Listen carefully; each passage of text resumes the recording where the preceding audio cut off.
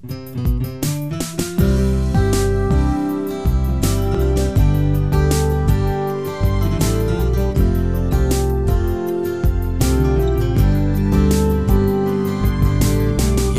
veo cả nun tạc lại xuống lưng khăm mang bật ná tên hầm toàn dê em na huy pi tê hong hát dèo mà lê tu pa kê min na siang kong tun ma van Jerusalem tha tuang ka tun hun chia ngoài sim lei ka khwal zin na ngai no lo di nga tat sa i le ngai ting to nun nuam leng kho min lung ngai na sim lei ngai lo wi hon dam pa pha di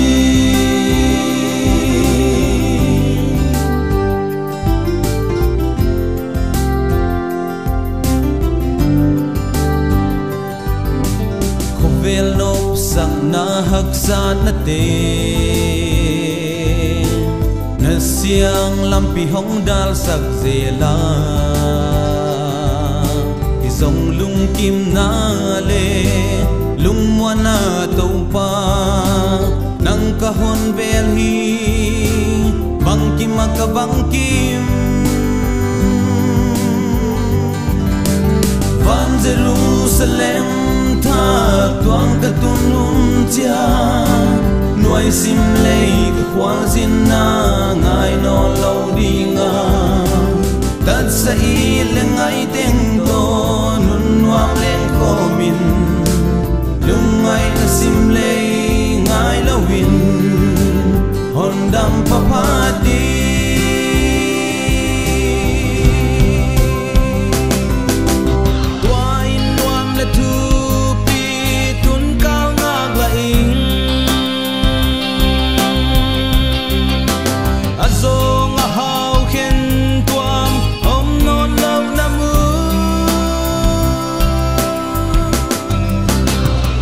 siam to te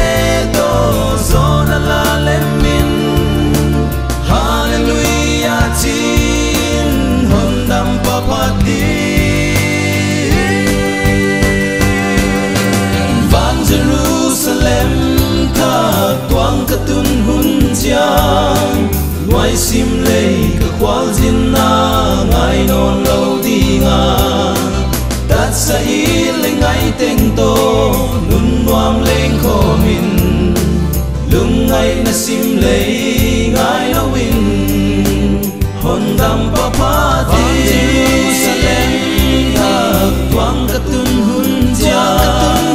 ngoài sim lei ka khwal zin na ngai non lo di nga tat sa i le ngai teng to nun nuam leng kho min lung ngai na sim lei ngai lo win hon dam pa pha di hon dam pa pha di hon dam pa pha di